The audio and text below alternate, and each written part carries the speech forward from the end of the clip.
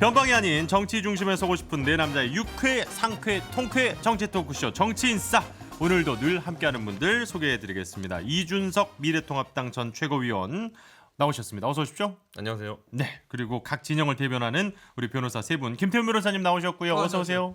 안녕하세요. 자, 그리고 현근택 변호사 나오셨습니다. 네, 안녕하세요. 신장식 변호사까지 나오셨습니다. 어서 오십시오. 안녕하세요. 신장식입니다. 네 분 한 주 잘 보내셨나요? 아 예.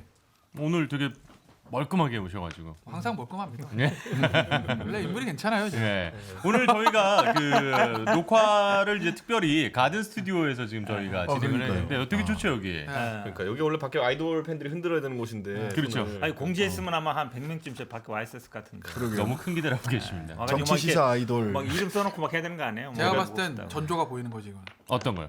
이제 뭐 라디오 우리 뭐 토요일 아침 7시 뭐 이런 거보다 좀 더 예. 메인 시간대로 가고 지금 개편 한 달도 안 된 프로에서 지금 하실 말씀은 아닌 것 같고요. 또 이게 텔레비로 지금 간다니까요. 얼마나 어렵게 좀 저희가 있어요. 지금 받아낸 시간인데. 저희가 주제만 잘 정하면 밖에 이제 민경구 의원 그럼요. 지지자 100명 정도 모을 수 있습니다. 아 그렇죠. 네. 그 말이 항의 방문. 이번에 PD 수첩이 한번 건드려가지고 네네네네. MBC에 대한 감정이 아주 안 좋기 때문에 그분들이 자 빨리 광고 들어야겠네요. 예, 잠시 후에 본격적으로 이번 주 나눌 이야기 만나보겠습니다. 네, 정치인싸 오늘 첫 번째 주제는 역시 지금 최근 가장 민감한 이슈가 또 하나가 북한과 관련된 이슈가 아닐까 싶습니다. 이 김여정 부부장이 지금 뭐 계속해서 아주 독한 발언들을 하고 있고 심지어 지금 남북 공동 연락사무소가 지금 폭파가 됐어요. 예, 그렇게 되면서 청와대도 지금 온도가 좀 많이 바뀌었습니다. 청와대도 국민소통수석이 상당히 좀 강경하게 지금 비판을 하기도 했고 지금 뭐 이제 그 정세현 전 통일부 장관은 대통령은 부지런히 뭐 이렇게 생각하고 뭘 좀 해보려고 하는데 참모들이 안 움직인다 뭐 이제 이런 비판도 좀 있었고 저희 예전에 저희가 했잖아요 한번 그 지도자를 비판하고 싶다는 말이 뭐냐면은 잘못된 보좌를 받고 계시다. 간신. 예, 그러니까 정세현 간신론. 장관님이 그 생각에 문재인 대통령을 세게 비판한 거예요. 예, 간신배들이 주변에서 그 일을 그르치고 있다. 이 말은 대통령께서 제대로 못하고 있다. 이렇게 해석하면 됩니다. 결국 그래서 이제 김현철 통일부 장관이 사의를 표했고 결국 수리가 됐습니다. 예, 그렇게 됐는데 일단은 이제 그렇다 보니까 미래통합당을 비롯한 보수권에서는 잘못된 정부의 이제 대북 방침이 결국 맨날 끌려가는 거 아니냐 또 이런 얘기가 아주 강하게 지금 비판이 나오고 있는데 이준석 전 최고위원은 어떤 입장이신지 좀 들어보고 싶네요. 저는 이제 뭐 이거에 대해 가지고 사실 상상 이상의 이상한 짓을 한 건 북한이 맞죠 우선. 네, 근데 이럴 줄 몰랐냐는 정도의 비판은 그 현 정부에게 하고 싶습니다. 왜냐하면 어차피 북한에 대한 뭐 유화적 노력이라는 게 취지나 아니면 선의는 다 이해하지만은 예. 저희가 저 팀은 어차피 수 틀리면은 세게 나오는 걸 알잖아요. 저희가 몇 번 겪어봤잖아요. 예. 김대중 대통령 때 얼마나 저희가 노력했습니까? 그런데도 그 당시에 뒤에서 핵 개발하고 있었던 거고 미사일 개발하고 있었던 거고 노무현 대통령 때 그러니까 실험하고 이랬잖아요. 그러니까 저는 그 연장선상에서 이거는 어느 정도 예고된 어쨌든 지금 꼬장이었다 북한에 뭐 그런 생각하는데 다만 저는 이제 이번에 우리 대응 중에 스텝이 좀 꼬였던 지점들이 결국 대북 전단이 처음에 딱 그 김여정이 지적하고 나왔을 때 그랬죠. 그게 본질이라고 생각했던 게 저는 약간 좀 아쉬워요 보면은. 그 이제 지난주에 우리가 이제 관련된 얘기를 좀 했었습니다. 그러니까요. 사실 그거는 그 그냥 핑계거리를 하나 삼기 위해서 아무거나 들고 나온 거고요. 예. 거기에 우리가 너무 신속하게 또 이렇게 민감하게 대응할 필요가 없었다. 그리고 저는 대응하는 과정에서 자 여당이 책임 정치하겠다 그래가지고 사실 외교 안보랑 그러니까 외통이랑 그다음에 예, 예. 그 국방위 상임위원장 다 가져갔잖아요. 그래가지고 외통위원장 하시는 이제 송영길 의원님이 뭐 사태를 좋게 보자는 취지는 이해하지만은 포로 날려버린 게 아니라 폭탄으로 날려버린 게 얼마나 다행이냐는 취지로 말씀하시고 그거 외에도 또 제가 봤을 때는 결국에는 지금까지 민주당에서 180석 가까운 의석을 바탕으로 해가지고 국민이 우리에게 몰아줬으니 우리 뜻대로 정치를 하겠다라고 계속 선언한 뒤로부터 일방통행을 하고 있는데 자 이번에 그 김여정 발언에 대해서 가장 먼저 나왔던 반응이 뭐냐면은 종전선언을 하자라고 173명의 의원들이 결의한다 그랬어요. 예. 근데 저는 이게 뭐냐면은 결국에는 3일 천하도 아니고 이틀 만에 그 잘못된 선택이었다는 걸 증명한 거예요. 그러니까 저는 지금 시점에서도 어떻게 하면은 그런 오류 없이 협치를 강화할 수 있을까에 대한 고민을 먼저 내세우는 게 중요하다. 왜냐하면 저는 이렇게 그 엄중한 상황 속에서 여당이 일방통행을 하고 그 와중에서 판단 착오까지 있었으니 앞으로 이 외교적 대응이나 아니면 대북 관계에 있어가지고 국민들 신뢰하기 참 어려운 지점이 이제 왔다 이렇게 보거든요. 저는 좀 그 부분 보강했으면 좋겠습니다. 그 부분은 약간 반론을 조금 현 변호사께서 하실 수 있을 것 같은데요. 왜냐 그러냐면 사실은 뭐 모르겠어요. 그러니까 물론 뭐 김여정 부부장이 뭐 형체도 없이 어떻게 할 것이다라고 얘기했지만 그동안 사실은 이거를 이렇게 빨리 저렇게 폭파할지 아마 많은 분들이 상상 못했을 것 같아요. 일단은 예. 태영호 의원도 또 폭파는 안 한다 했다고 바로 또 이렇게 예측을 태영호 또 의원 틀리셨죠. 때문에 저는 사실은 그 전에 방송 나오면 이 북한에 대해서 뭐라고 얘기해야 되지 항상 신문 찾아보고 잘 모르고 이랬는데 네. 이 북한 전문가도 뭐 크게 다르지 않아서 저는 요즘 자신감 갖고 하는데요. 예. 근데 아마 근데 이렇게 빨리 행동을 취할 거는 생각 못했을 것 같아요. 그러니까 아마 지금 얘기하신 것처럼 그러면 이제 두 가지 그때 얘기했는데 전당 금지법이라든지 아니면은 뭐 판문점 선언을 비준하자 이렇게 어찌 보면 대북 전단 문제는 조금 저희들이 실기한 면이 있어요. 왜냐하면 이게 뭐 남북 합의서에도 들어있는 얘기고 네. 판문점 선언에도 들어있는 얘기거든요. 안 그렇죠. 하기로 한 거였어요. 그렇죠. 근데 그거를 대북 좀 방송과 함께. 그렇죠. 예. 그러니까 확성기와 함께 안 하기로 예. 한 건데 그거를 어찌 보면 뭐 약간 통일부나 아니면 뭐 저희 어쨌든 뭐 정부 측에서 약간의 이제 이거를 강구한 면이 있다고 봐요. 사실은 안 하기로 한 거기 때문에 안 해주는 게 맞거든요. 그러니까 그런 부분 때문에 아마 이제 비준 얘기가 나왔던 건데 사실은 폭파하고 나서 또 뭐 비준 지금 상황은 이제 그럴 상황이 아니잖아요. 네. 근데 그거를 결과적으로 폭파했기 때문에 그 비준 얘기 하자는 것 자체가 잘못됐다. 물론 뭐 비판한다 그러면 받을 수밖에 없겠지만 그 당시에는 저는 아마 이렇게까지 갈 거는 몰랐던 것 같고요. 그 다음에 지금 말씀하신 것 중에 이 북한 문제와 지금 어찌 보면 국내 정치 문제를 약간 연결하고 있는데 결국은 그러니까 이 협치 부분과도 저는 뭐 이게 연결은 된다고 봐요. 왜냐하면 안보 문제이기 때문에 그래서 아마 저는 뭐 국회의장께도 이 지금 원래 오늘 하려고 했다가 연기한 것 같아서 뭐 어쨌든 이런 계기로 해서 여야가 좀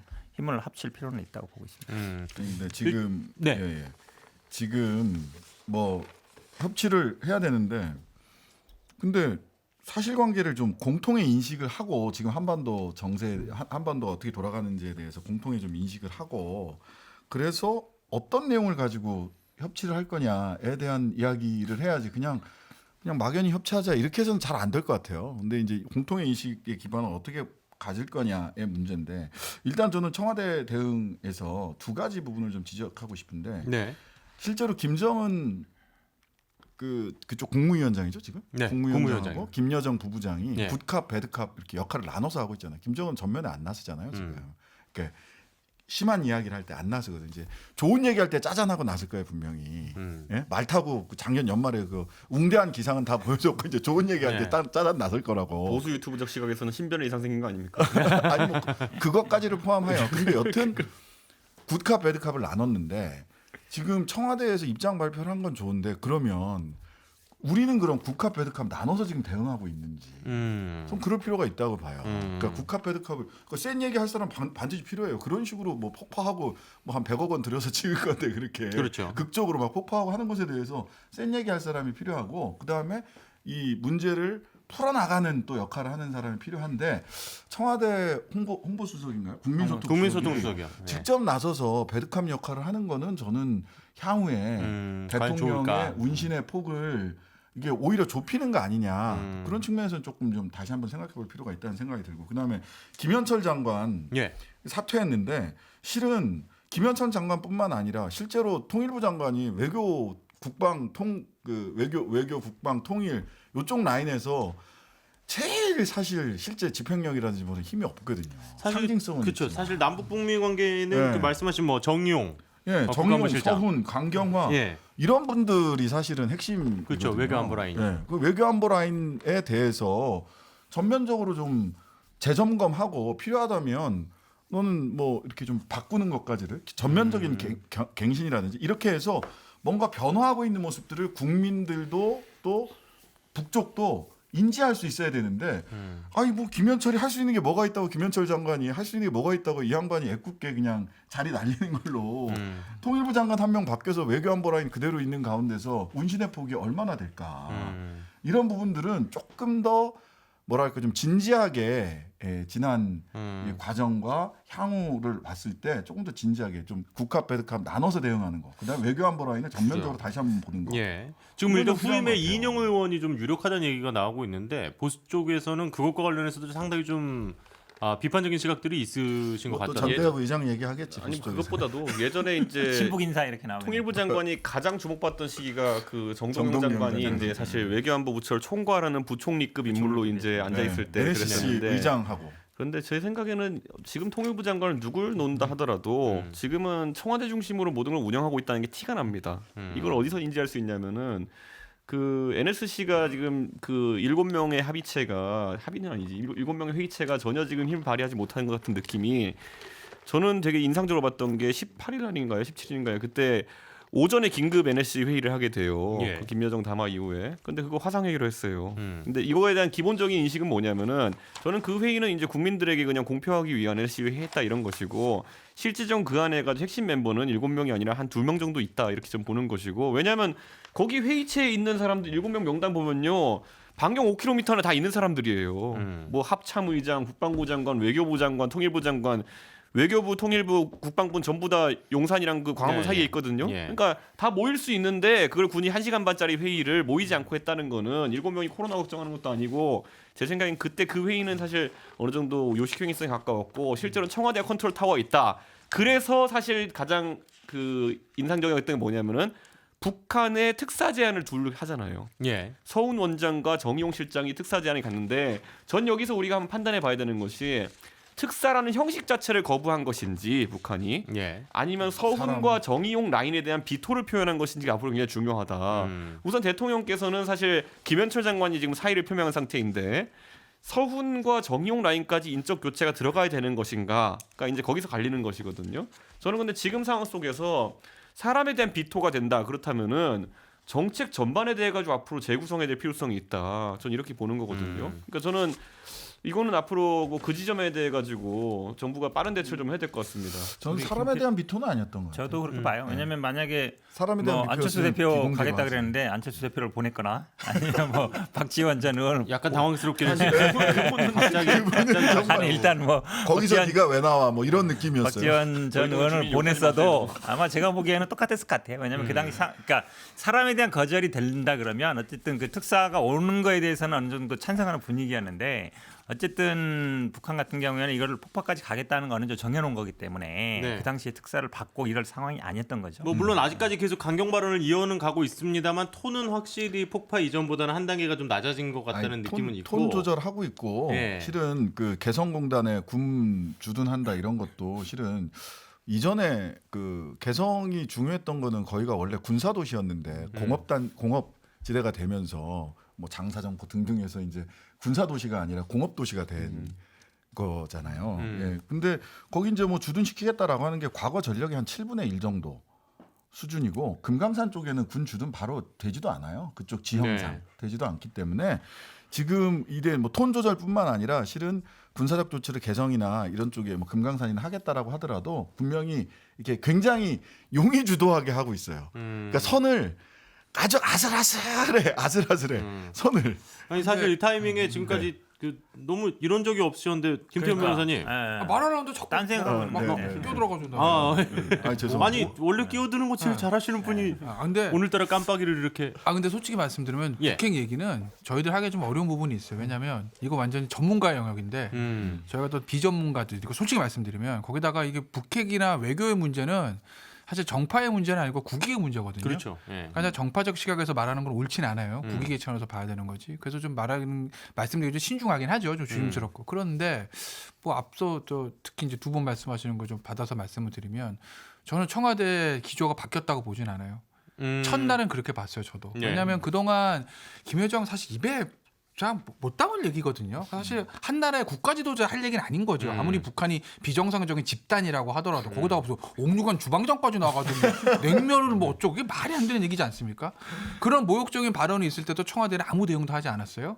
그런데 이제 김여정이 폭파하고 나서 특사 제안을 공개하면서 공개적으로 거부할 때 그때 이제 청와대에서 굉장히 강한 톤의 네. 발언들이 나온 거거든요. 그러니까 특사 제안이라는 거 자체를 오픈하는 게 이제 그렇죠. 외교적 관례가 아니라면서요. 그렇죠. 네. 그건 말이 안 되는 그걸- 거죠. 그걸 오픈하면서 그것도 굉장히 모욕적인 발언들을 가지고 사실은 거부를 한 거라고요. 그러니까 청와대에서 굉장히 모욕을 당한 거고 거기서 이제 저 홍보수석도 마찬가지고 청와대에서 굉장히 공식적으로 비난 섞인 발언이 나왔습니다. 현 정부 들어서 북한에서 그렇게 세게 비난한 건 처음일 거예요. 거의 그런 느낌이었어요. 저도 그래서 예. 그걸 보고 아 청와대가 태세 전환이 빠르구나 그때만 해도 왜냐하면 국민 자존심의 문제인 건데 이 상황 왜냐하면 우리 재산이 180억이 날아간 거거든요. 예. 거기다가 우리 국가 원수가 그다음에 청와대가 그렇게 공개적으로 모욕을 당하는데 거기서 아무 반응을 하고 있지 않다라는 거는 이건 보수 진보를 막론하고 국민의 자존심의 문제이기 때문에 청와대 강하게 나오는구나 태세 전환이구나라고 그날은 생각했었는데 예. 그 다음 날 이제 조간신문들 보면 대통령이 이제 원로들 모여서 하시는 얘기들 보면 거기서 보면은 굉장히 실망스럽다라는 얘기. 그럼 이해할 수 있습니다. 그런데 이제 거기서 다음에 나온 멘트가 뭐냐면 지금은 참고 기다리고 인내하는 것이 답이다라는 취지의 말씀을 하셨어요. 얘기를. 예. 그 얘기는 기본적으로 지금 현 정부는 대북 정책을 바꿀 생각이 없다는 거예요. 저는.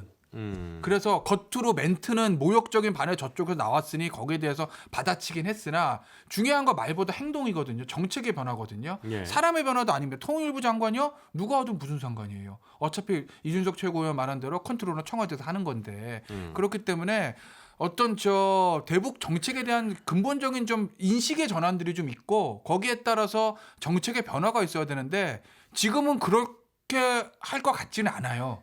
그래서 저는 현 정부의 대북 문제에 대한 인식의 사실 변화는 없다고 보고 그러니까 저는 어떤 하나만 더, 정책의 변화 같은 게 하나만 좀 더 말씀을 드리면 예, 이런 거예요. 필요할까요? 이게 되게 어려운 문제인데 이게 시작이 어디죠? 시작이 남북 평화 프로세스의 시작이 아마 제 기억에 정의용 실장이 평양 갔다 와서 김정은 위원장이 핵 폐기를 하기로 했습니다.라고 하고 미국으로 날아갑니다. 예. 트럼프 헤이 미스터 트럼프 영어로 했겠죠. 뭐 어쩌고 저쩌고 트럼프 화들짝 싱가포르에서 만날까? 뭐 이렇게 된 거예요. 예. 싱가포르 갔다가 판문점 갔다가 분위기 좋았죠. 하노이부터 이제 깨지기 시작한 겁니다. 근데 그때부터 항상 나왔던 근본적인 문제가 뭐냐? 북한 김정은 위원장이 그 당시에 정의용 실장한테 얘기했던 게 한반도 비핵화였을까 핵 폐기였을까 이 부분이거든요. 예. 근데 그 당시에 정의용 실장 핵 폐기라고 그랬어요. 미국에 가서 핵 폐기라고 그랬어요.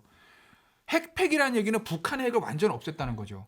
근데 김정은 위원장의 말한 한반도 비핵화는 우리나라에 있는 미군의 핵 전력부터 해서 모든 어떤 것들을 일종의 그 해구산까지 다 철폐하는 것이거든요. 예. 차이가 있잖아요. 근데 그 김정은 위원장이 말했을 거로 추정되는 한반도 비핵화와 정의용 실장이 평양 갔다 와서 기자들한테 얘기하고 미국 건너가서 얘기했던 핵 폐기는 같은 단어가 아니고 차이가 있음에도 불구하고 현 정부는 그때부터 그게 마치 같은 것인 양 얘기를 하고 언론에도 얘기하고 미국 가서 얘기하고 한 거 아니겠어요? 그때는 사실 굉장히 별 차이가 아닐 수도 있죠. 근데 그게 시간이 가면서 점점 멀어지는 거예요. 미국이 보고 있는 시각, 북이 보고 있는 시각 다릅니다. 가운데서 그걸 중재하던 문재인 대통령은 양쪽에 하는 얘기 조금이 차이가 있었기 때문에 그게 결국 지금 좁혀지지 않는 거예요.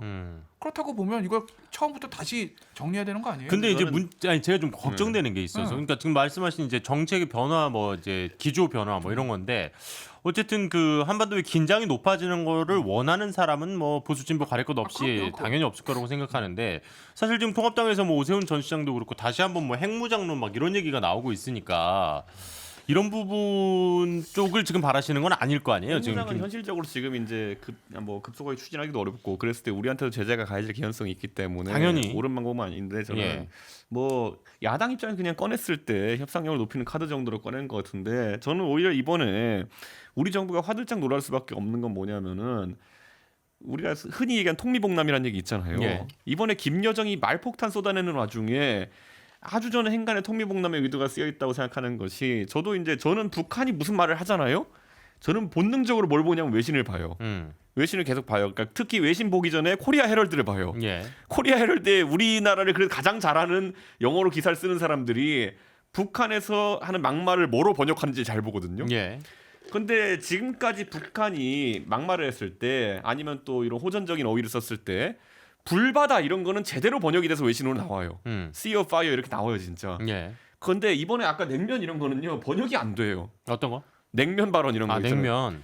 요사스럽게 냉면을 처먹는다. 이거를 영어로 번역하면 아무것도 아닌 게 돼요. 그냥 그렇죠. 그 강도나 그 천박한 느낌이 안 살아나요. 그렇기 때문에 실제로 이번 외신에서는 그런 걸 굉장히 안 다뤘어요. 그런데 이 말이 뭐냐면은 우리는 지금 이 냉면 발언이라는 것이 우리 국가 원수에 대한 모독이기도 하고 한국 사람을 알아들 수 있는 굉장히 격이 낮은 천박한 표현이기 때문에 열받았지만은 지금 다른 나라들에게는 그 느낌대로 전달이 안 되고 있는 거예요. 실제로 그 트럼프가 트윗하는 걸 봤을 때 가끔 김정은 쪽에서 언급한 것에 비해서 그다지 화나지 않은 모습을 보이는 것들 이런 것들이 뉘앙스가 제대로 전달이 잘 안 됐다 보거든요. 번역 과정에서. 근데 저는 이번에도 확실히 느낌 봤던 게 뭐냐면은 북한은 우리와는 아주 적대적인 관계로 가겠다는 의지를 명확하게 보이고 있다. 반대로 미국을 자극할 만한 어휘나 아니면 그런 행동은 아직까지 하지 않고 있다. 근데 그게 약간 시각의 차이가 있을 수 있을 것 같은 게 그 우리와는 완전히 적대로 가겠다는 거에 대해서는 동의하지 않는 분들도 좀 있을 것 같아서. 저는 근데 어휘가 우리 아니 국가 단순히 저는 원수를 아마 모독하는 방향하고 있는 단어를 게 쓰거나 이겠다 해서 뭐 굉장히 좀 강하다 트럼프가 네. 뭐 영어를 뭐 번역이 안 돼서 뭐 반응을 안 하는 건 아닌 것 같고요. 아마 지금 뭐 아까 말씀하신 것처럼 결국은 미국 예를 들어서 우리가 뭐 많은 분이 예상하듯이 뭐 핵실험이라든지 ICBM이라든지 이건 어쨌든 미국의 위협이라고 보는 것이고 이제 지금 어쨌든 이루어지는 것들은 뭐 미국의 직접적인 위협은 아니라고 보는데 저는 이제 좀 아주 곤란한 상황인 건 맞는 건 맞아요. 왜 그러냐면 사실 이렇게 긴장이 고조되다 보면 결국은 북한과 미국이 직접적으로 붙게 되면 예. 사실은 우리가 할 수 있는 일이 별로 없어요. 예를 들어서 연합훈련을 재개하고 예. 아니면은 뭐 아마 오세훈 전 시장도 뭐 핵무기를 하자는 건 아니지만 핵우산 그러니까 핵 전술핵을 미국 걸 갖고 오자는 얘기잖아요. 예, 예. 아니면 예를 들어서 그런 전략 무기를 다시 이렇게 배치한다든지 이렇게 가면 사실은 미국과 북한이 직접 부딪히는 상황이 되는 거잖아요. 그럼 그렇죠. 그쪽에도 훈련을 할 테고 우리도 이제 한미 연합도 훈련하고 뭐 팀 근데 스피릿이라든지 그렇죠. 이런 것도 이렇게 하겠죠. 가면 사실은 지금 우리 갖고 있는 이제 미국과의 관계에 있어서는 이제 방위비 문제라든지 이런 것도 해결이 안 되고 있잖아요. 네. 그러면 우리가 사실은 어찌 보면 그냥 미국의 한 부품으로 아니 한 부속으로 한미 연합군의 한 부분으로 우리 실제로 뭐 부사령관이라 하지만 사실은 부사령관 한미 연합 사령관은 미군이고 그렇죠. 부사령관은 힘이 없어요. 사실은 지시할 권한은 없거든요. 그런 상황이 어찌 보면 우리가 조금 주도권을 잡아가다가 이 주권을 놓칠 수 있는 부분이기 때문에 이걸 완전히 과거처럼 그런 식으로 과거로 돌아가기는 저는 쉽지 않다고 봐요. 그렇게 가면 저는 아마 그래요. 앞으로도 다시가 우리가 좀 한반도 문제에서 주도권을 잡아가기가 굉장히 어렵다라고 보기 근데 때문에 사실 그러면은 이 문제가 빨리 해결이 되려면 일단은 어쨌든 국회가 좀 정상화가 돼야 되는데 이것도 논의를 해야 되는데. 뭐 국회 정상화도 국회 정상화인데 제가 예. 한 가지 말씀드리면 팩트 체크를 좀 이건 분명히 해야 되는데 이게 정책적인 변화가 필요하다. 뭐 사람도 바뀌어야 된다라고 하는데 어느 방향으로 갈지는 서로 다른 방향으로 바뀌어야 된다라고 생각을 할 것 같아요. 김태현 변호사랑 저랑은. 근데 뭐 저는 뭐 정의용 아까도 얘기했다시피 정의용, 서훈, 강경화 이런 분들이 지나치게 그 미국과 가까운 외교 라인, 외교 안보 라인이 미국과 가깝게 그 구성돼 있었는데 이쪽을 이제 그래서 북을 잘 몰라요. 제가 보면 서훈 정도는 몰라도 사실 정의용이나 강경화 이 두 분은 북쪽의 정서나 행간이나 이런 거를 정확하게 잘 모르는 측면들이 분명히 있어요. 그리고 사실 북쪽에서 그 대북 전단 문제는 트리거 그러니까 방아쇠는 됐을지 모르겠지만 근본적으로 그쪽에서 얘기하고 있는 거는 4.17, 9.19 합의 남쪽에서 뭐 왜안 합의만 지키냐? 해놓고 왜 안 지키냐 이런 거잖아요. 개성공단, 금강산, 철도 연결 이런 거 어떻게 할 거냐. 냉면만 먹고. 예, 냉면만 먹고 말이야 진짜 말 그대로. 뭐 왜 그런 거 아무것도 안 하냐 이런 얘기인데 결과적으로 이제 국회가 정상화되는 것도 중요한데 지금 당면에서는 저는 그 이도훈 이 양반이 지금 비건 만나러 갔잖아요. 네. 예, 만나러 갔는데 이게 뭐 한미 워킹 그룹이 계속해서 뭔가 중간에서 일을 자꾸 자른다. 그러니까 트럼프가 아무리 얘기를 해도 그쪽도 관료의 힘이 대단한 거예요, 사실. 워킹 그룹에서 국장급, 과장급 이런 양반들이 다 중간에 커트하고 있거든요. 예. 현실이고 트럼프 말빨이 잘 안 먹혀 이제. 이제 대선도 얼마 안 남았고 하니까. 네임덕이지. 사실상. 자, 그러면 결과적으로 저는 이도훈 이분이 예. 미국에 가서 비건 만나가지고 지금의 상황을 지렛대로 삼아서 지금의 상황이 어렵고 힘들지만 이 갈등이 고조된 상황을 지렛대로 삼아서 실제로 4.17, 9.19 합의에서 일부라도 제재를 완화하고 일부라도 그때 합의했던 사항을 단 반발자국이라도 진전을 시킬 수 있는 협상력을 발휘해가지고 가지고 올 수 있느냐가 지금 당면에서는 아마 일주일 상반에는 되게 중요한 일일 거라고 봐요. 그러니까 저는- 이게 제가 예. 방금 전에 이제 김신약 변호사 얘기한 것처럼 네. 그 사실 트럼프의 전략 자체가 지금 어떻게 가는지가 우리가 지금까지 의존해왔던 부분이 많잖아요. 보면은. 그렇죠. 예. 사실 문재인 정부에서 초기에 너무 트럼프를 대단한 사람처럼 만들어 버렸어요. 그래가지고 이번에 또 트럼프가 곤란한 점에 빠진 게 본인의 보좌관이었던 볼턴이 이제 책임졌잖아요. 근데 백악관에서 오죽하면 출판 금지 가처분을 내겠다고 했겠어요. 이게 뭐냐면 내용도 살펴보면은 일부 내용들이 좀 언론을 통해 네. 나왔죠. 북미 판문점 정상 그 회동에 대해서는 사진 찍기용이다. 그런 회동이 어떤 영향을 주는지 관심 없었다. 트럼프는. 뭐 그리고 뭐 중국과의 관계에 있어 가지고도 이거 재선용이다. 이런 식으로 다 폭로를 하고 이제 시작했거든요. 그럼 트럼프가 가질 수 있는 운신의 폭이라는 거는 아까 말했던 그 관료들의 이제 제어나 이런 거에 대응하기가 어려워요. 그러니까 사실 현재로서는 여론이 이제 트럼프가 뭘 하든지 간에 북한이나 중국과 뭐 하려 그러면은 저거 재선 때문에 저렇게 네. 이제 나라 국익을 이제 팔아먹는 거다라는 식으로 대중이 이해하게 돼 있거든요. 그럼 실제 그거 관계없이 재선을 앞둔 트럼프 대통령은 아무것도 못해요. 이제 보면은 그렇다면은 이 결국에는 아까 말했던 서훈 정의용 라인이 짜놓은 이 큰 틀 자체가 미국을 지렛대로 삼고 뭐 그 안에서 운전자론 들어가고 이런 것들이 어느 정도는 이제 개점 휴업 상태에 들어갈 가능성이 있다는 거예요. 그러니까 예. 그 가능성에 대비를 해야 됩니다. 그러니까 그 가능성이 있기 때문에 오히려 저는 그 이 뭐 이동훈 비건 이렇게 만나는 것뿐만 아니라 그 이걸 현재 상황을 지렛대 삼아서 일부 자 한반도 상황이 이렇게 됐고 트럼프의 뭐 충격적인 방식으로 뭔가 문제를 해결하는 거는 안 될 거란 말이에요. 11월 달까지. 그렇죠. 그러면 여기서 반발자국씩 기존 합의를 실천해 나가는 모습들을 만들어낼 수 있느냐. 예. 그게 뒤로 돌아가자는 얘기가 아니라 반발자국이라도 앞으로 나아갈 수 있는 평화를 향해서 앞으로 나아갈 수 있는 그런 실용적 접근법을 가질 필요가 아니, 그거 있다는 그것도 못한다니까요, 지금. 의견에 동의하는 게요. 아니 못하는 게 아니라 그건 할 지금 수 사실은 트럼프 대통령 여기 큰 관심 없어요. 북한 문제. 지난번에 뭐 저도 볼턴 그 기사 봤는데 심지어 뭐 이분이 뭐 핀란드가 뭐 러시아 영토냐 이런 정도로 북한 문제도 뭐 영국은 핵이 있으니까 CD 뭐, 뭐 네. CD를 줬다니 말았다니 하는 거 보면 사실 어찌 보면 남북 문제에 큰 관심이 없는 게 맞는 것 같고 그러면 근데 지금 미국 대선 분위기도 보면 뭐 본인한테 약간 불리하게 돌아가고 있기 쉽지는 때문에 않는 그렇죠. 상황인 것 그렇게 같아요. 본다 그러면 아까 이제 신장식 변호사 말에 조금 더 푸근하면 그러니까 암묵적이 묵인 하에 그러니까 예를 들어서 뭐 제재를 해제해라 이렇게 하진 못하겠지만 예. 예를 들어서 뭐 코로나 방역 지원이라든지 이런 건 제가 보기에 뭐 그거 자체가 문제가 있다라 하지 않으면 어느 정도 묵인 하에 하는 정도는 나갈 수 있지 않겠느냐라고 봐요. 그러니까 그런 식으로라도 어쨌든 접근이 필요하지. 알겠습니다. 그냥 뭐 이걸 방치할 상황은 아닌 것 같습니다. 사실 지금 이제 이번 주 일요일 21일에 또 이런 상황에서 한 탈북 단체가 쌀이 담겨 있는 그 대북 전단이 들어 있는 페트병을 좀 보내겠다고 해서 좀 상당히 좀 걱정스러운 상황인데 좀 지켜봐야 될 것 같고요. 사실 뭐 이렇게 대북 전단 문제는 지난주에 우리가 좀 얘기를 많이 나눴었는데 과연 정부에서 또 어떻게 대응을 할지도 좀 지켜보도록 하겠습니다. 그쌀 같은 거 예. 행운의 편지가 나중에 영국에서 발견되고 이런 거 아니에요? 사실 제가 김태현 변호사님께 더 질문을 많이 안 드린 이유가 전반은 좀 쉬시더라도 후반에 대활약을 하실 이거요?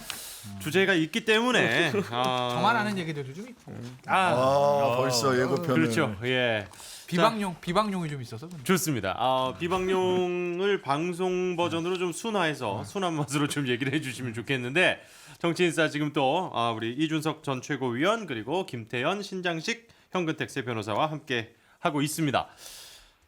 감찰제동 논란이 다시 불거졌습니다. 이게 이제 첫 번째로 나왔던 건 채널A 기자와 검사장과의 관계와 관련된 검언 유착 관련된 이제 이슈가 의혹이죠. 현재까지는 그게 있었는데요. 그때도 이 문제가 한번 나왔었는데 그게 또 한 번 검찰의 감찰 문제가 지금 도마에 목요일이었죠. 법사위에서 나왔습니다. 그건 이제 한명숙 전 총리 관련된 사안이었는데요. 이게 좀 저도 막 여러 가지 자료를 보는데 좀 어렵더라고요. 그래서 일단 그 프로세스를 먼저 조금 설명을 해주셨으면 좋겠어요. 그러니까 이게 감찰로 갔다가 이게 이제 인권 쪽으로 간 거잖아요, 결국. 그러니까 이게 도대체 뭐가 어떻게 돌아가는 건지 일단 김태현 변호사님 솔직히 말씀드리면 프로세스를 좀 알려주세요. 저희도 잘 몰라요. 그게 맞아요. 네. 왜냐하면 변호사들은 아는 게 두 가지 종류예요. 시험에 나오거나 내가 돈벌이에 도움이 되거나 진짜로 모든 걸 다 할 수는 없으니까. 그렇죠. 근데 이거는 검찰 내부에서 일어나는 내부 이 프로세스이기 때문에 저희한테 이런 사건이 할 리가 없거든요. 네. 정확히 말하면 모릅니다. 정확히 솔직히 말씀드려요. 네. 이제 언론에 나오는 것들과 이제 취재를 해서 말씀을 드리는 거예요. 보면 이제 팩트만 지금 정리를 해드리면 그 저 감옥에 있는 구치소에 있는 한모 씨인가? 예. 한모 씨인가 하는 사람이 뭐 이름이 오픈이 한- 됐죠. 한은상. 아니 예. 뭐 관심도 없어. 그다음에 뭐 네. 하는 사람은 어쨌든, 최형락. 네. 네. 환씨 이제 최씨가 사람 진정을 했어. 뭐 네. 위증을 뭐 최 씨가 최형락. 위증 교사를 뭐 다 예, 예. 검찰에 했다. 그래서 진정이 접수가 된 거예요. 네. 그래서 한동수 감찰본부장이 이 진정 사건이 진정서가 들어오니까 징성서를 가지고 한 달 정도 혼자 이제 본 거예요 감찰부에서. 그리고 또 한 달 있다가 저 총장한테 보고를 합니다. 네, 어쨌든 윤석열 감찰본부장은 외부에서 온 판사 출신이긴 하지만 어쨌든 법적으로는 대검에 소속돼 있는 참모니까 보고를 예, 합니다. 한 예. 달 후에. 그래서 윤석열 총장이 딱 받아보고 있다가 이걸 중앙지검 인권감독관으로 보냅니다. 거기서 봐. 그러니까 한동수 감찰본부장이 반발합니다. 네. 감찰을 못하게 하는 거다라고. 음. 감찰본부와 감찰본부하고 법무부 입장은 뭐냐? 감찰로 진정서가 접수됐기 때문에 예. 감찰부에서 하는 게 맞다라는 입장이고 음.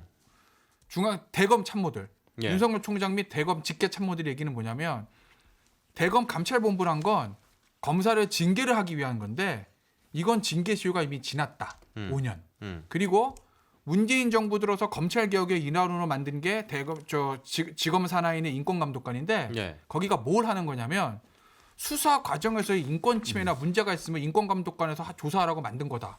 근데 이거 진짜 감옥에 있는 사람 불러다가 야 너 이거 위증 안 하면 너 알아서 해라고 하면 인권 침해 아니냐? 수사 과정이 인권 침해 문제니까 인권감독관 가는 게 맞잖아. 라는 얘기를 해서 인권감독관으로 온 거예요. 근데 그 와중에 네. 지금 그 복사한 그 사본으로 배당했던 게 또 문제가 됐잖아요. 그러니까 그건 뭐냐면 원본을 달라고 그랬다는 거예요. 네. 대검에서. 근데 한동수 감찰본부장이 제가 혹시 사실관계 틀리면 정정해 주세요. 음. 신장님보다 제일 잘할 것 같으니까. 예.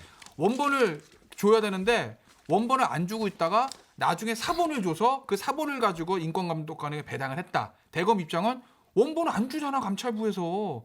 그거 할 수 없이 사본으로 배당한 거야라는 얘기인 거죠. 근데 뭐 원본이나 사본이나 복사 하나 뜨면 되지 뭐가 그렇게 달라지는지는 전 잘 모르겠는데 어쨌든 그런 입장입니다. 예. 예, 그리고 하나 지금 일부 언론 보도에 따르면 대검 감찰본부장 밑에 감찰과장이 있어요. 예. 근데 그 감찰과장은 법무부에서 추미애 장관의 지난 인사 때 보낸 사람이라는 거예요. 그러니까 속된 말로 검사들이 그 정치적 라인으로 나누는 건 웃긴데 예. 친윤석열 아니라 반윤석열적 인사라는 거예요. 제어하라고. 음. 근데 이 사람이 감찰본부장한테 한동수 감찰본부장한테 약간 일종의 어필한 거죠. 이거는 감찰부 관할이 아니라 이건 중앙지검 인권감독관 하는 게 맞습니다. 그랬더니 한동수 감찰본부장이 너 그러면 징계야 이렇게 얘기했다는 거예요. 오히려 뭐 지금 그런 보도까지 나와 있어요. 그래서 네. 지금 검찰 내에서 일종의 내분 아닌 내분이 일어나는 건데 그래서 이제 저는 이거 이제 시각이 윤석열 총장이 뭐 제 식구 감싸기 하려고 뭐 대검 감찰본부장이 감찰본부 너무 세니까 거길 피해서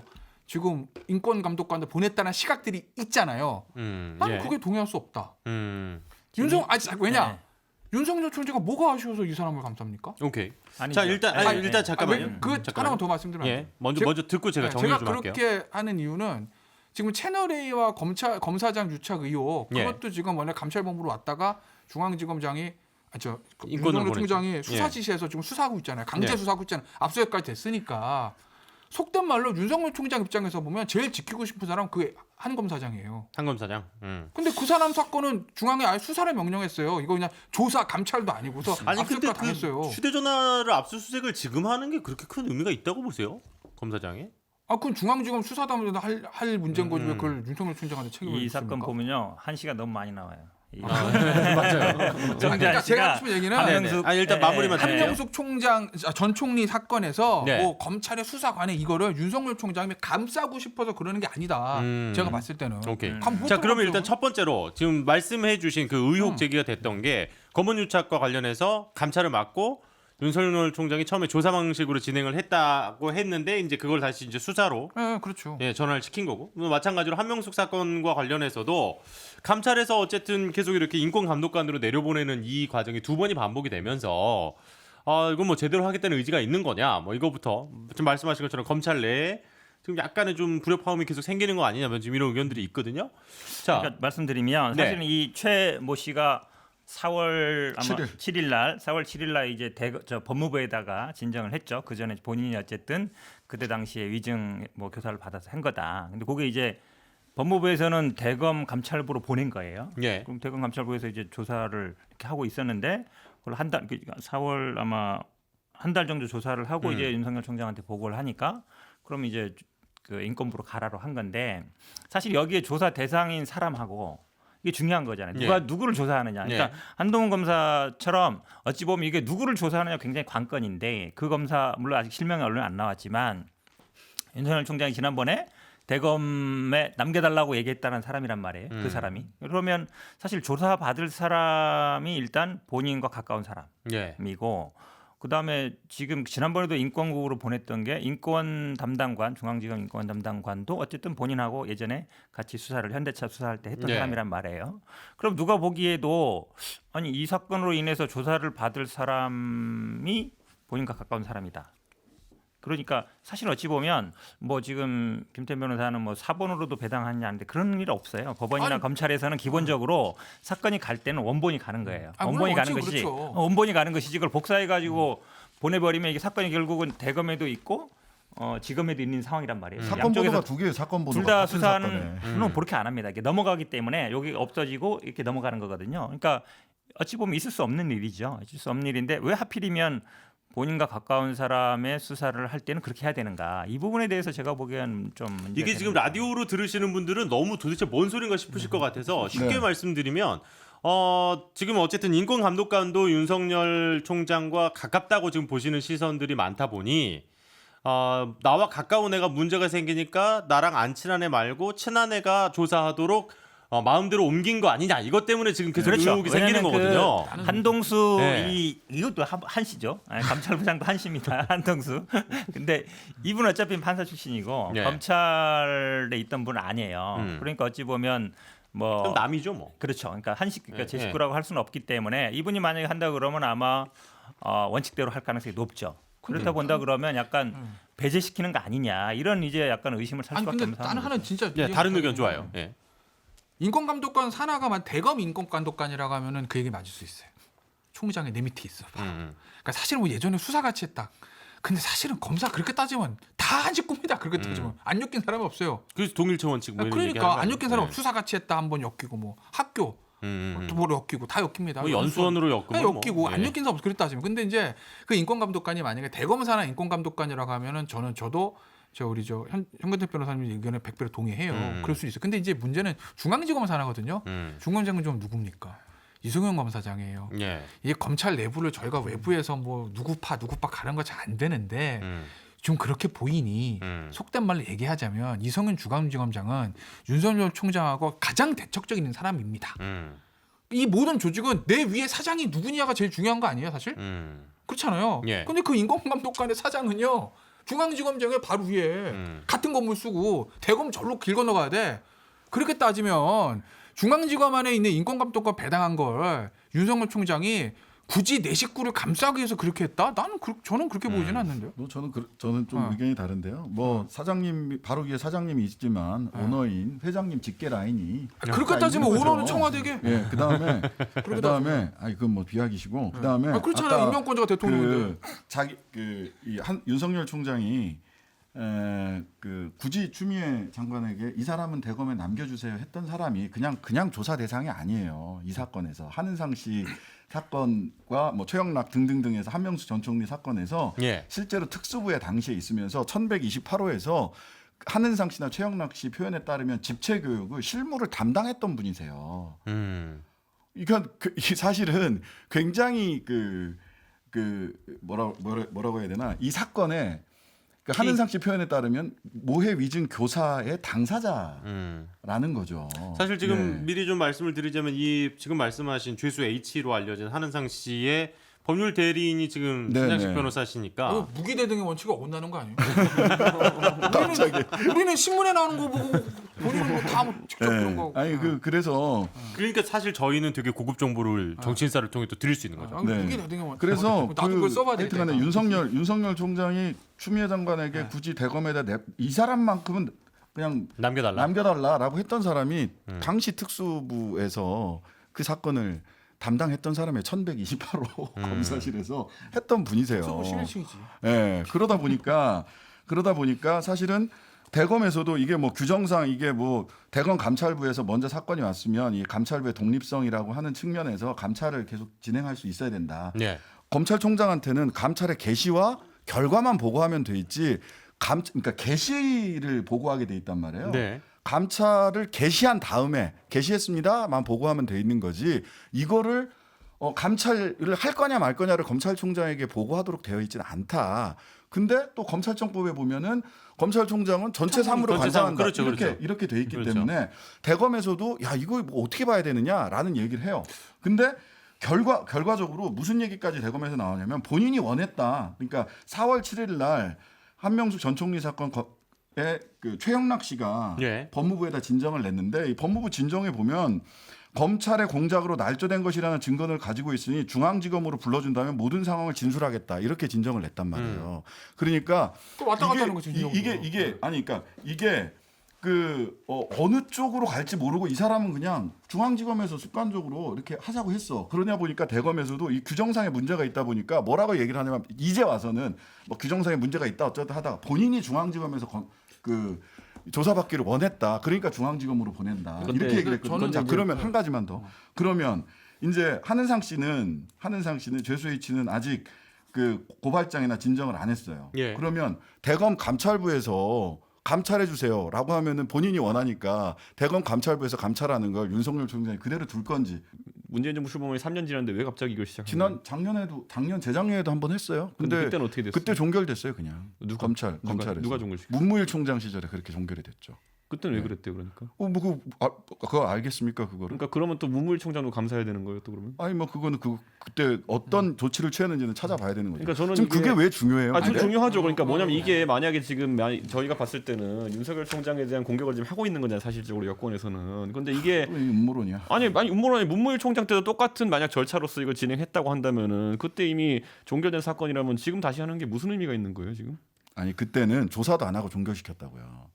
그래서 그러니까 그 사람들이 그럼 그때도 직무유기한 거예요? 그래서 이 사람이 한은상 씨가 무슨 일을 한 거냐? 언론에 먼저 접촉한 거예요. 조사도 안 하고 오니까. 그러니까 이게 진실은 아무도 모르는데 이제 이준석 최고위원 하는 얘기는 뭐냐면 이런 얘기인 거죠. 당시에도 이 사람이 어쨌든 문제를 삼았어요. 그죠? 당시 총장이 문무일 총장 하에서 조사를 했는데 아무 문제 없이 해결이 났어요. 그러면은 그때 조사를 안 했다니까. 아니 그러니까 조사 안 했으면 더 문제인 거지 그러면. 조사 안 하고 덮었으면 사실 그때 더 문제인 거거든요. 그때 그 문제를 제기를 했어야 되는데 지금 여권과 법무부에서 확 치고 나옵니다. 똑같은 문재인 정부 하인데 이 흐름은 뭐냐. 지난 조국 전 장관 수사 이후로 시작된 현 여권 핵심과 검찰 수뇌부의 갈등의 연장선상 아니냐. 그런 시각으로 볼 수는 볼 오해 살 여지는 충분하다라는 거고, 그죠? 그 하나 더 말씀드리면 저는 한동훈 감찰본부장이요. 난 진짜 우리나라 판검사들은 법을 하나 만들어야 돼. SNS 금지법. 이거 굉장히 위험한 겁니다. 왜냐하면 한동훈 감찰본부장이 글을 막 썼대요. 저도 읽지는 않아요. 언론을 통해서 본 겁니다. 채널 A 사건과 이 한명숙 전 총리의 사실관계와 증거가 쌓여가고 있다. 뭐 실제로 본인 판단에 사실관계 증거 쌓일 수도 있습니다. 예. 그걸 SNS에 이렇게 쓰는 게 맞습니까? 안 맞습니다, 이건. 그렇죠. 예를 들어서 제가 우리 저 장시경이랑 근태규 형이 저랑 상대 당사자 만났어, 변호사로. 근데 재판장이 원고 대리인 김태현 변호사, 뭐 피고 대리인 현근택 변호사, 현근택이 좀 유리한 것 같은 걸? 뭐 이런 거 SNS 쓰면 맞습니까, 이게? 왜냐하면 감찰본부장을 외부에서 데려오라는 얘기는 외풍에 하지 말고 진짜 공명정에 감찰하라는 얘기거든요. 근데 그 사람이 자기한테 배당된 사건에 대한 본인의 심증을 드러내는 게 맞느냐라는 거. 이거는 결과가 어떻게 나오든지 간에 이건 저 파장이 있을 수밖에 없다. 그건 진짜 조심해야 될 문제고 또 하나. 아까 저 신장식 변호사 얘기하신 거 감찰 개시를 보고해야 되는 거 맞잖아요. 예. 근데 이 사람 왜 한 달 동안 들고 있었대요, 그걸? 들어오자마자 총장님 들어왔으니까 감찰하겠습니다 하고 하면 되잖아요. 본인의 권한이라면. 예. 들고 있다가 한 달 샥 들고 있다가 총장한테 샥 얘기하고 SNS에 글 쓰는 이게 뭔가 제가 의도를 말씀드릴까요? 가지고 있는 거 아니냐는 네. 오해를 살 수 있으니까 그러지 말라는 거죠. 저는. 아니 왜냐하면 사실은 어찌 보면 이게 이제 한동훈 검사장 때문이겠죠, 당연히. 왜냐하면 이게 흘러가는 패턴이 비슷하잖아요.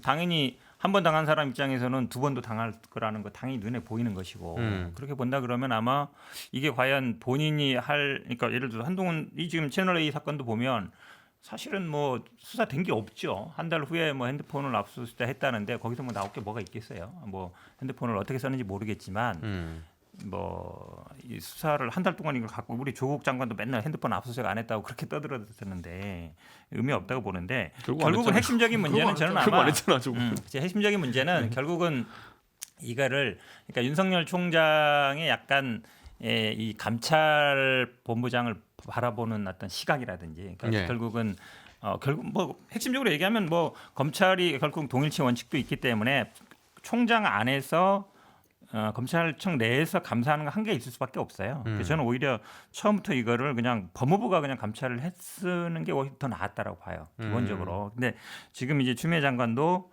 이거를 그냥 이제 새로운 지금 HC는 대검에서 하고 어찌 보면 기존에 하던 거 최모 씨는 그냥 서울지검 인권감독관에서 하라 그랬는데 그 자체가 좀 저는 안 맞는 것 같아요. 차라리 그냥 다 갖고 와라. 법무부에서 그냥 하겠다라고 얘기한다 그러면 이런 논란 어찌 보면 이제 윤석열 총장이나 지금 한동수 감찰부장 사이에 뭐 권한이 누가 있느냐 이런 다툼이 안 생길 것 같은데 예. 그렇게 본다면 그냥 법무부에서 그냥 하는 게 어떨까 싶어요. 이제 법무부에서 왜 지금 이런 일이 계속 벌어지고 이런 이 사건이 점점 더 증폭되고 있느냐. 예. 이게 세 단계가 있었죠. 한만호 씨 비망록이 있었고 그건 그 그랬죠. 사건 때도 얘기가 나왔던 네네네 거예요. 나왔습니다. 근데 이건 한만호 씨의 일방적 주장이다 이랬던 거죠, 실은. 그래서 이제 이 사실관계가 잘 검증이 안 돼.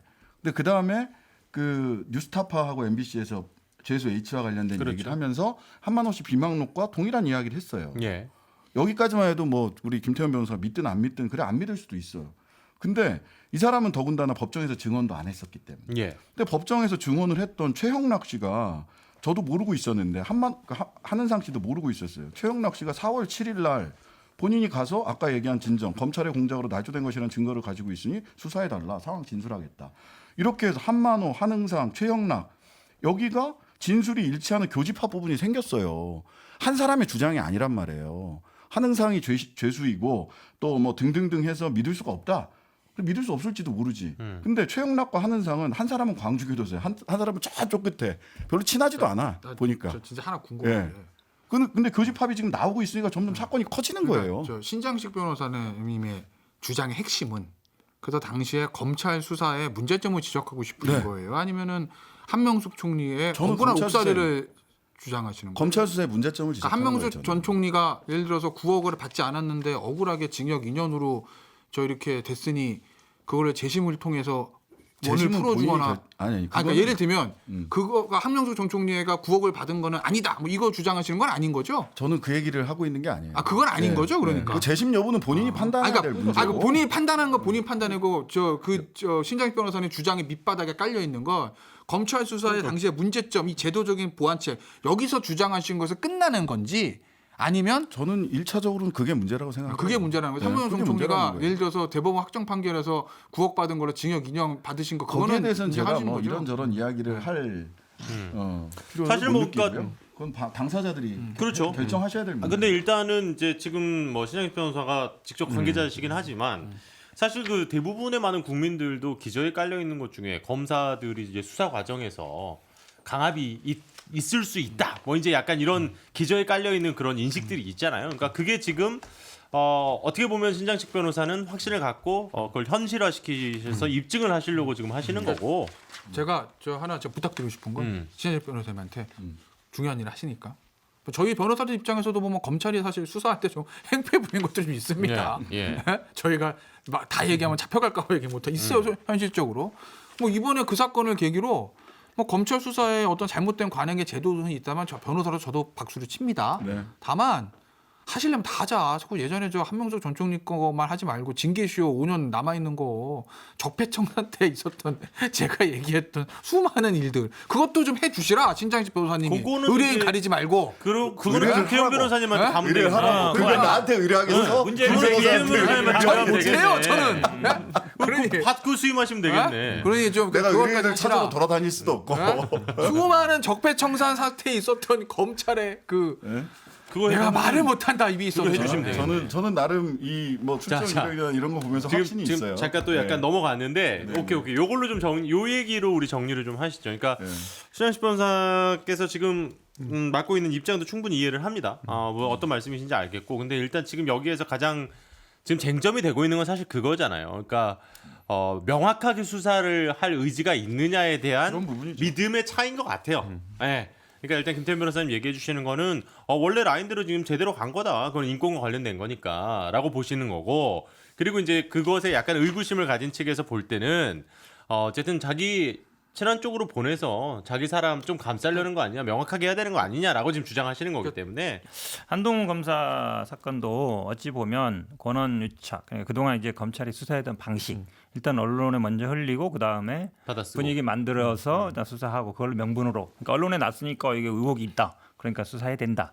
그동안 어찌 보면 이제 그런 관계였고 한명숙 총리 사건에서도 문제가 되는 게 결국은 뭔가 다른 이유를 꼬투리 해서 별건 아니면 뭐 가족을 압박한다든지 그런 방식으로 해서 이제 진술을 받아내는 어찌 보면 검찰 수사의 그동안 관행, 물론 뭐 김태현 변호사 얘기처럼 모든 걸 다 털 수도 있지 모르겠지만 두 가지 사건에서 대표적으로 드러나는 거예요. 근데 하필이면 윤석열 총장과 가까운 사람들이 대상이고 근데 그게 또 그냥 정상적으로 그냥 만약에 수사가 이루어지거나 정상적으로 이렇게 되면 모르겠는데 그게 잘 안 되고 있단 말이죠. 그다음에 배당하는 과정도 좀 이상하고. 그렇게 본다 그러면 결국은 이런 문제가 검찰이 그동안 수사 관행이라든지 방법이라든지 한번 뭐 공수처 문제도 나오겠지만 그런 부분들로 가는, 그러니까 검찰의 그동안 수사 관행 이런 부분들을 고쳐나가는 계기가 될 거다라고 봐요. 저는 하나만 말씀드리면 네네. 저 원래 양비론 좀 별로 안 싫어하잖아요. 근데 검찰에 잘못된 수사 관행이 있다, 그것을 고쳐야 된다라는 시각을 가진 변호사 입장에서 말씀드리면 양쪽 다 솔직히 말하면 100% 순수하다고 좀 보이진 않아요. 그러니까 윤석열 총장 쪽도 내 사람이라기보다 검찰 조직, 어차피 검찰 수장이니까 그동안 해왔던 수사 방식들이 있잖아요. 저 수사 방식 그대로 유지하고 싶은 관성이 있거든, 사람은. 네. 그러니까 검찰 조직이 외부로부터 좀 개혁의 대상이 되는 거를 막으려는 마음이 전혀 없느냐? 전 그렇게 보진 않습니다. 또 하나, 그럼 반대로 법무부는 정말 순수하게 검찰 수사 관행을 검찰 수사였던 잘못된 관행을 고치려는 그 순수함에서 들어가는 거냐? 윤석열 총장 개인을 겨냥한 거 아니냐? 전혀 아니라고 봅니다. 그래서 양측 다 명분은 자기들 나름대로 명분 내세우지만 솔직히 그 마음속에는 정치적인 이유들이 윤석열 총장도 있고 추미애 추미애 장관도 장관도 정확하게 말하면 윤석열 총장도 없다고 말할 수 없고 이렇게 전해가 낫겠죠. 예, 저 추미애 법무부 장관도 없다고 말할 수 없다. 아, 절묘하십니다. 절묘하죠. 이게 장수의 비결입니다, 이게. 예. 근데 저는 아니 전에 이제 우리 방송에서도 말씀하셨으니까 한동훈 검사장하고 어떻게 얘기 좀 해보셨어요? 전화기가 없는데 어떻게 얘기해요 지금? 전화기 때 내선 있잖아요, 내선. 전화가 없는데 어떻게? 카카오톡 전화도 있을 거 아니에요. 전화기 다 압수됐는데 뭘 하라고? 전화만 없으면 전화기 하나 더 PC, 만들어서 PC 버전, 카카오톡 전화 PC 버전 뭐 어쨌든 거 아니야? 아니 또 핸드폰 하나 만들면 되지 뭐. 근데 저는 이거는 약간 궁금했던 게 한동훈 검사장에 대해 가지고 이제 여러 가지 이제 정황들이 이제 뭐 이동재 기자랑 해가지고 여러 가지 정황들이 보도가 되고 있는데 예. 우리가 흔히 알기로 조국 장관 수사할 때부터 수사 상황 뭐 공표하고 이렇게 피의 사실 공표하는 것을 다 금지시키겠다고 했던 원칙이 있는데 도대체 이동재 기자랑 한동훈 검사장이 5번 이상 통화했다는 건 누가 알아내가지고 누가 누구한테 정보를 준 거예요? 검찰이 발표했다 그러거든요. 나도 궁금해. 검찰이 발표했다고 기사에 적시하고 있거든요. 그러니까 이게 역시나 조국에게는 피의사실 공표는 안 되고 한동훈에 대해서는 피의사실 공표해도 되고 아니면 수사 상황을 공표해도 되고 이게 그러니까 결국에는 원칙이라는 것을 계속 얘기하고 인권 수사 이런 거 얘기하지만은 전혀 그런 거 안 지켜지고 있다 이렇게 봐요. 그러니까 둘 다 사실은 보도가 안 되는 게 맞는데 네. 사실은 한동훈 검사님 건 너무 안 되고 있죠. 네? 오히려 너무 안 되고 있다고. 5차례 조국 아니 뭘 다 써요. 조국 장관 같은 5차례 경우에는 거의 통화했다는 실시간으로. 내용 지금 그러니까 얘기하시는 사실은 저는 오히려 수사 진행이 안 되고 있다고 보는 게 맞는 것 같아요. 그러니까 기사들이 쓸 내용이 별로 없는 거예요. 사실 이 수사 어려운 거 아닙니다. 이거 통화했는지 녹취록 있는지 그것만 보면 되는 거예요. 예. 다른 거 보면 안 되는 게 아니라. 근데 뭐 별로 안 되고 있으니까 기사가 안 나오겠죠. 제가 보기에는. 그러니까 지금 아니, 근데 피의사실 공표와 관련해서는 왜 다르냐고 지금 아니 얘기하시는 저는 것 원칙적으로 어쨌든 보도 안 되는 게 맞다고 봐요. 원칙적으로. 5차례 통화했다 이렇게 띵 나가고 그 다음부터는 여러 가지 추측 보도를 쏟아지게 만드는 상황을 이제 검찰에서 정보 흘렸다라고 기사는 적시하고 있는데 저는 이거는 아까 검찰 내부에서 조직 갈등이 있는 거겠죠. 이거는 본인들이 대통령 각하께서 세우신 원칙을 다 위배하고 있는 거 아닙니까 지금? 끝났죠? 이제 마무리할까요? 근데 나 하나만 얘기하면 네. 근데 상식적으로 두 형님들 한번 생각해 보요. 한동훈 검사장 휴대전화를 포렌식이 아니라 포렌식 할아버지를 하면 거기 녹취 파일이 있겠습니까? 나는 없을 왜냐? 많다고 생각해. 생각해 보세요. 핵심은 검사장이 녹취를 하지는 않죠. 그러니까. 기자가 하면 하지. 기자가 하면 하죠. 검사장. 예. 이 기자 그럼 녹음하겠습니까? 검사장은 녹취 안 하지. 왜 가지고 하냐? 나는 그 녹취 파일이 만약에 있다면 그 비스무리한 게 어디 있는지 저는 짐작은 가는데 이동재 기자가 어쨌든 핸드폰을 분실했고 뭐 분실? 아니 뭐 분실을 하셨는지 어쩌는지 아니 근데 분실했다 이동재 치고. 기자 휴대전화를 채널에 의해서 이미 제출했어요. 예. 진상조사하고 검찰이 이미 제출했어요. 그 기사도 나왔습니다. 채널에 압수수색 들어왔을 때는 받고 있다가 그 다음에 저 모초에서 만나서 뭐 시내 호텔이라고 나옵니다. 그걸 가지고 이미 제출했어요. 고위 관계자가 예. 검찰에. 검찰은 가지고 있어. 그거 프레시 다 했을 거예요. 거기서 안 나왔으니까 저 한동훈 검사장 핸드폰까지 보려고 했겠죠. 한동훈 검사장 핸드폰 봐봐야 없는 거 알면서 갔을 거예요. 왜 안 하면 뭐 자꾸 저기서 뭐라 하니까 그냥 갔겠죠. 저는 그 녹취 파일 비스무리한 거 지모 씨가 들었다던 그 음성 파일 예. 그게 어디 있는지 비스무리한 게 저는 알 것 같은데 그건 제가 방송 끝나고 말씀드릴게요. 이거 장수의 비결입니다. 이거는 추측이니까 또 방송으로 얘기하시기에는 좀 뭐할 것 같고. 자, 지금 감찰 제도과 관련해서 정말 되게 팽팽하고도 좀 첨예하게 다른 시각들을 좀 만나볼 수 있었던 것 같은데요. 또 그것이 우리 정치인사가 추구하는 방향이기 때문에 예, 저는 뭐 양쪽의 의견 모두 잘 들었습니다. 자, 정말 오늘도 시간이 벌써 이렇게 됐네요. 예. 변방이 아닌 정치 중심에 서고 싶은 유쾌상쾌 통쾌 정치 토크쇼 정치인싸 오늘은 여기까지고요. 지금까지 신장식 김태현 현근택 변호사 이준석 미래통합당 전 최고위원 함께해 주셨습니다. 오늘도 수고 많으셨습니다. 고맙습니다. 네, 고맙습니다. 감사합니다.